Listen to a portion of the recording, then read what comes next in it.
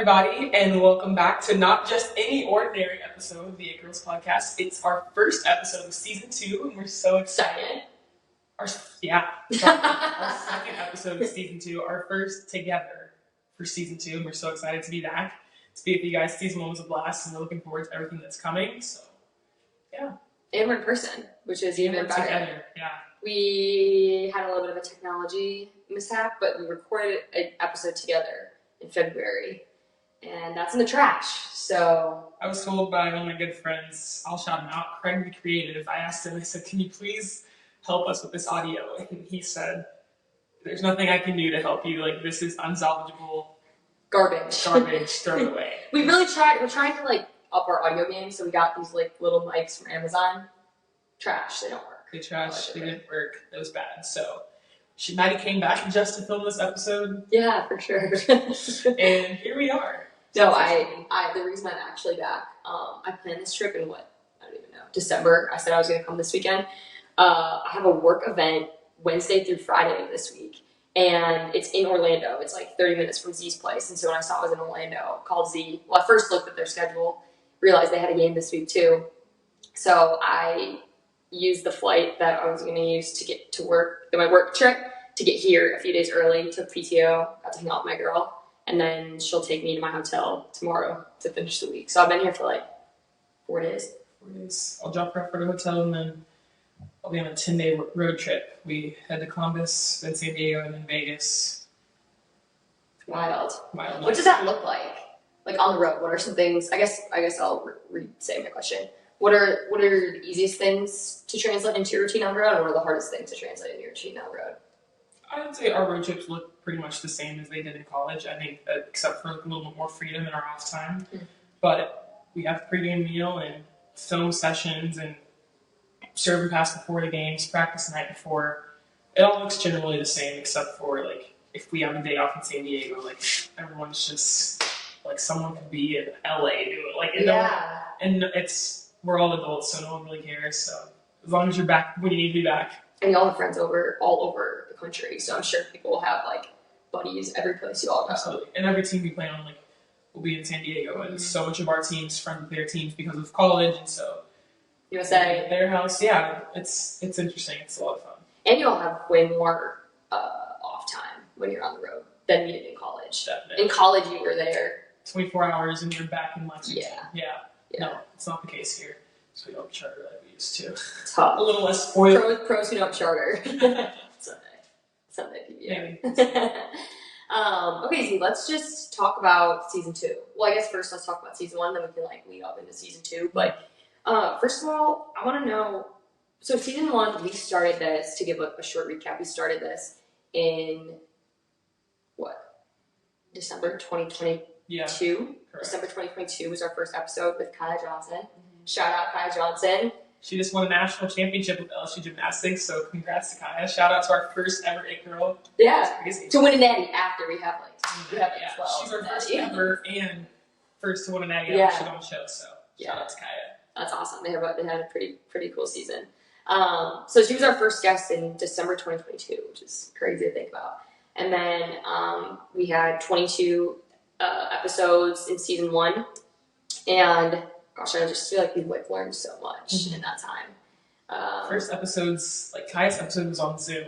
Yeah. The quality was bad, and we didn't know what we were doing. And 30-minute timer. We had a 30-minute timer on Zoom, so her episode was really short. We're rushing to get the questions done. And it's just grown so much. You guys have no idea. And you guys have seen visually growth on our Instagram, what that looks like, and remembering in December what that looked like. But everything's just elevated a ton, and so we're excited about some things coming for you guys. Yeah. But back on season 1. What was your favorite memory from season 1? If you had to Okay, well that's hard. Favorite memory would insinuate something from one of my favorite guests, and I don't have favorite guests. Valid. But my favorite thing from season 1 was, and I've mentioned this before, but every woman we've had on our podcast has become a part of my circle and my family and our family as well.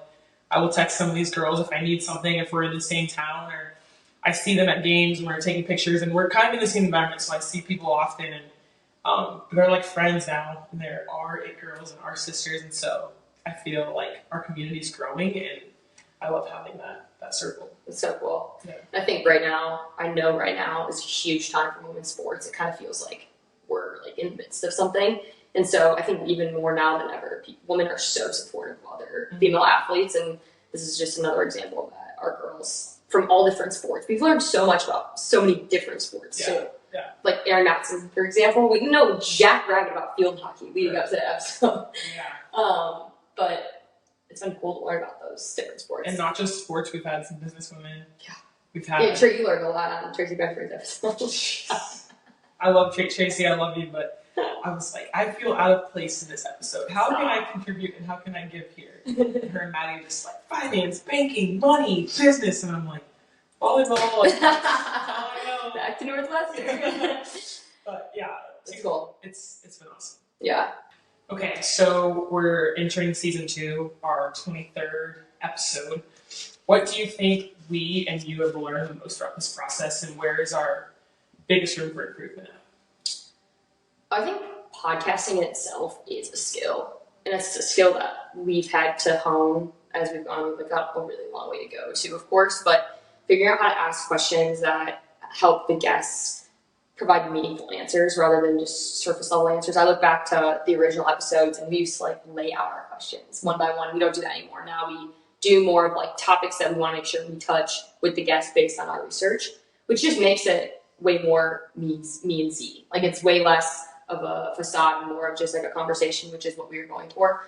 So I think that's something that we're still trying to hone in, but most of all, you know, we're putting a lot of effort, resources into our social media. We know like that's the way to make it grow, and that there's such a huge amount of people that want more attention to women's sports, and that's like literally what we do is we bring attention to women's sports. And so Morgan, shout out Morgan, she's amazing, and she really has helped us. She knows us both personally, and so she knows the vision and she sees the vision, and she's just so good at executing it. So it's really a team of 3 now, and between the 3 of us, we have really big goals for 2024. Yeah, and I think it starts and ends with how we do on social media and how dedicated we are to our platform. So I have a note off of that. You said earlier, like podcasting is a skill, and I think even this year there's so many former athletes and celebrities and people that like want to do this, and they're starting their own podcast and doing it. And I'm like, not saying that anyone can't do it, but I'm saying it's more of a skill than you think it is, and it's not as easy as it looks. There's so much process that goes on in this. We have a great team that helps us. A team of 3 now, actually. Yeah, but we're on our own, so that's new in season 2. We used to have a team that helped us do like kind of the behind the scenes stuff, and now it's just us 3. And we're I speak on your behalf, but we're so excited for it to just be us 3 and just be like totally our vision to be seen through. And also, it's like an accountability thing. There's no one to hold us accountable except for ourselves. Yeah. No, that's great. I was just saying, like, it's not as easy as it looks. It's a lot of fun, but it takes a lot of work, and so we've put in a ton of work to bring this to you guys, and so we're really excited about what's coming. Sorry, I didn't mean to interrupt you. I thought you were done. I was done. Speaking of that, what is the thing that you're looking forward to the most in 2024/season 2? I think what I'm looking forward to most is I think like I said, we've put in so much work into this, and I said yesterday, like, I don't think God like puts us through things just to like do it. I think like something big is going to happen, and I think we're going to have some really awesome guests, and people are going to hear the stories that we've been trying to deliver this whole time. And so I'm excited for just one of our episodes and one of our stories to blow up, and people realize like these women have really awesome stories to tell, and it's going to be awesome when that fruit comes. Oh, the shows. Yeah, that's so good. That's so good, Z. I know. And even if it doesn't, we truly just enjoy doing this so much, and the amount of texts we get, like I work a really hard job that I don't love most days, and I just keep telling these girls like this is like brings me so much joy in the day to day just to have this passion and this purpose. So I'm just excited for season 2. Yeah. Azhani, let's talk about life. Let's give our girls and men and it boys. Is that what we call them? It boys. Yeah. Our it girls and it boys. It girls and guys. What's new in life? What's a life update? Man. How's life? Life is great. I'm in Orlando, so life is sunny. It's warm. It's beautiful. It's beautiful. The last time I guess I talked to you guys, I told you guys that I had been drafted to play professionally, and I was going to do that. I am doing that currently, and it's been great. Professional sports and professional volleyball. For one, it's like really a cool thing to be able to call yourself a professional athlete because that's 0.0% of the population. But in the same way, like it's what I love doing with like no distractions, and it's a career. Like in college, we love playing volleyball, but like before practice, we were class, lift, tutor, some meeting about financial literacy. Hey, that was right. A SAC meeting. Then you have practice. Then you have some 10 other things, and you have homework and studying. And it's just now I wake up and I can just focus on volleyball. And so and it grows. And I have about 3 jobs right now. I'm grinding, but in terms of what I'm doing here in Orlando, it's been amazing. PVF is the Professional Volleyball Federation is the league we play in. It's incredible. It's been so much fun. You'll learn a lot more soon. You'll learn a whole lot more soon. Yeah, wink. But the fans, the engagement, the players, it's so high level. It's been really a blast and a blessing to be a part of. And so that's been great. But like I said, I have 3 jobs: playing professional volleyball. I'm working for It Girls and bringing this stuff to you guys. And I'm also the 3rd assistant for Vanderbilt University volleyball team. And so anchor down. That's it, right? Anchor down. Yeah. Just like that. Just like that, yeah. So I can't be as involved as I want to in that right now because I do have this job, which is my priority. But been getting in some recruiting meetings and have gotten the chance to recruit when there was a tournament here in Orlando, and it's been awesome. But me and Kaz Brown is on my team. She was a Kentucky volleyball legend, one of the best middle blockers to ever play there. And we were talking about it today. She said, like, Anders literally changed my life. Like, I love that man. He's the best coach ever, and I feel the same exact way. So as Maddie does. But to be able to work for him, and he loves this sport so much, has so much passion, help him build this vision, is going to be like one of the greatest things ever. And so I'm excited for that to come, but not for another month or so. Right. It's weird that you have to like delineate the two. That you're the pro athlete right now, but you're soon going to be an assistant coach of a Division I volleyball program, really high level. So. It's been awesome. Yeah. All right, enough about me. Tell me about your life and what's been going on with you in Milwaukee. I don't have as cool an answer. I wish I did, but I really don't. I'm in just such a different world than Z, and it's really interesting because I am in a world. I'm in, corporate America, and then most people my age have friends who are also in corporate America.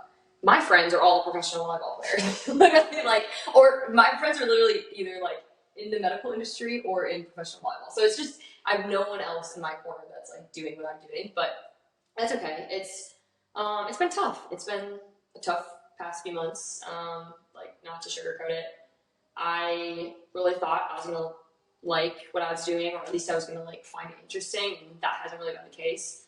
So a lot of questions to be answered, but I have kind of this faith that's unshakable right now, that I know God's gonna come through this year. I know I just have so much peace with that. It's just a matter of what is that? What is that door that he's gonna open? Who's that person that I'm gonna meet? What's an opportunity that's gonna come up, and am I ready to walk through the door when that time comes? And so that's how I've been trying to prepare myself with all right, Maddie, you're in this situation for a reason. Make sure you're being a light for the people around you. Make sure that you don't lose your positivity, because that's who I'm known for, even when days can be really, really tough. And so, yeah, I guess it's been tough, but I've learned a lot. And I think what's really interesting, Nick told me this stat this week. He was and maybe I already told you this, but he said that there's some percentage of people in corporate America where if you have a trip planned in the next month, you're 70% happier or 70% more productive or something. It's so freaking true. I have this trip was planned. I've had so many trips in the last few weeks. On weekends, I'm just out of Milwaukee. Nick kind of hates me, but not actually. But he does really wish I was home sometimes. I'm going to see my high school friends in Boston in May, and August and July. I have so many trips planned, and so I think things like weddings. Oh my gosh, weddings galore. And so just being able to see my people as much as possible has been life-saving. Yeah, life-giving. Life-giving. Yeah. I love that. Yeah. Well, that doesn't need saving. No, it needs giving. It just needs sometimes. Yeah. Yeah. So I love that. Yeah. Not to be a Debbie Downer, but we're living different. It's not different situations. Yeah. I love that. Well, that's a great life up that. And that was a great answer. Don't say your name Thanks. as good as mine. Well, no, but yours just is more fun and happy, right? Like, I would love to give, like, I love my job. I love what I'm doing. So, that'd be a lie. But it's coming soon. Yeah. Look, God bless. Yeah. Okay. Who said that? Stacey Robertson's girl. Doesn't she always just say Lord willing? Like, Yeah. I'm gonna go get a pineapple, Lord willing. Yeah, something like that. I don't know. Should we get Cool socks. Thanks. I missed those in the outfit. Wow. Yeah. I really got a whole lot of shades of green going on if you're watching this video. Yeah. Like 4 different shades. So we could do an OOTD for my TikTok later. Follow me on TikTok. Maddie's been on the TikTok. You should have said that in your life. Yeah, honestly, I should have. Maddie's been on the TikTok grind, like posting 2 TikToks a day, like get ready with me, doing the trend, doing all the stuff, and she's built for it. I'm not. I can't do that kind of stuff. She has to like pull my teeth to do these. So. Literally, yeah. But it's so much fun. I just love doing it. So something to do. Okay. My time. Anyway. Should we get into some women's in sports segment? Segment. Do you call it a segment? Call it a segment. Women's sports segment. I've got a few stories and questions. Here's how this goes. Sorry to interrupt you, but she's not sorry. No, you know, I probably should be better at it. Z came up with these ideas. She didn't tell me, so we're just gonna discuss them based off of the stories. Yeah. Sure. That wasn't. Let's get into it. The WNBA draft was one of the most watched women's draft ever, and obviously there's a few names in that draft that drive some viewership and attention. But not to say those people were the best dressed. Who was your favorite dress in all the WNBA draft this year? There were some fire looks. Yeah, you have to go second. I have 2. Okay. But I feel like one of them may be like a unanimous pick, so I don't want to pick her. I hear that. You know? I know who you're talking about, but go ahead. Cameron Briggs. Yeah, she looks gorgeous. She looks gorgeous. She does one that's like the Met Gala though. But it wasn't even over the top. Like it was no. just so flattering. She's gorgeous. She's gorgeous. Yeah, no, she looks really good. I mean, you bring me thinking about one thing though. She couldn't move her leg back anymore. No. She was stuck in one position, but it was at the hip. She looked bomb. Yeah. That was the unanimous pick you thought too. No, I think everyone thought that. Yeah. Definitely. I can give you my second. I have my first thought. Okay, then you go. Rakia Jackson. She had 2 different looks. One before that. Yeah. Before her name got called. Her hair looks fire. Yeah. Glasses. I'm not a Tennessee fan, but I liked her second look better. Rakia Jackson. Yeah, she looked fire. Fire. Okay, who's your second pick? Paige Beckers. It was so cute. Paige is. People are loving Paige Beckers. Yeah, they are. Yeah, but she's beautiful. Okay. That was good, man. Yeah. That was good. Did you like Caitlin's outfit? Was my favorite, but first ever to wear Prada on the draft. That's dope. So. Pretty big flex. Trailblazer, yeah. My question is, she's like really been dressing like very like Princess Diana lately. Have you been getting that? Mm-mm. Think about it. Like, did you see her outfit for the red carpet walkway? No. Okay, look at me. Very like Princess Diana. Like had like the jacket around her, like the little mini heels, like the pointed toe. Just like giving like very like 50s. Oh, I know exactly what outfit you're talking about. Yeah. Someone on my team said she looks like she's like a first lady. That's a better way to say it. Yeah. That's a better way to say it. Which I'm just wondering, like, maybe that's her personality. Right. Maybe. Because, I don't know. She definitely has like a stylist. Right. So, the stylist maybe is like, Caitlin, this is kind of like, needs to be your MO. Right. Like, Sophia Richie, that's very like in right now, like old money. So, maybe that's where she's got. We can show that. Yeah, that's fine. Okay. Okay, second thought. Back on the Caitlin Clark, I guess, topic, and how can we not talk about her? But Diana Taurasi pretty much said in an interview, like, to sum it up, she did not say this verbatim, so don't quote me, but to sum it up, like, people love, like, younger female athletes, but they don't realize, like, the professionals are, like, much better, and, like, they're going to get a reality check when they come to the league. And people kind of thought that Diana was, like, hating on Caitlin and, like, wasn't, like, supporting her and all these things, but I kind of agree, like, America loves, like, young talent, especially when it comes to women. But like when they get to the league, it kind of fizzles away, and they're looking for the next young talent. So, what do you think? Dang. Okay, I actually did see that video. I didn't see the different conversations around it. I want to hear your opinion on it as well.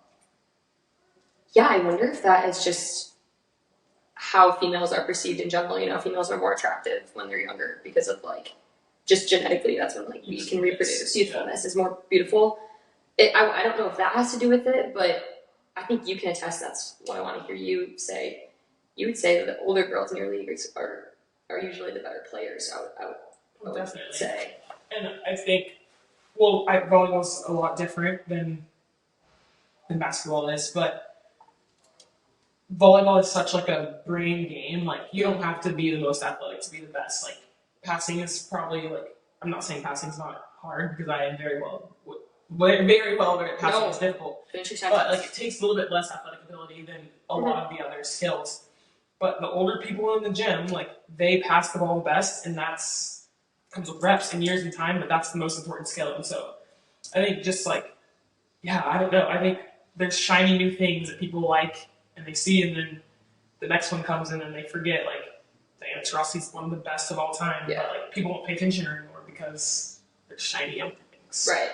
To play devil's advocate, though, I think that it's awesome for women's sports because absolutely. You're always going to get new fans if you have it girls like Caitlin Clark, like a lot of any sport. When you have girls like Caitlin Clark bringing so much attention to the league, if that can happen every year, but then that compounds on each other every year, it could be really good. Yeah. But we need more.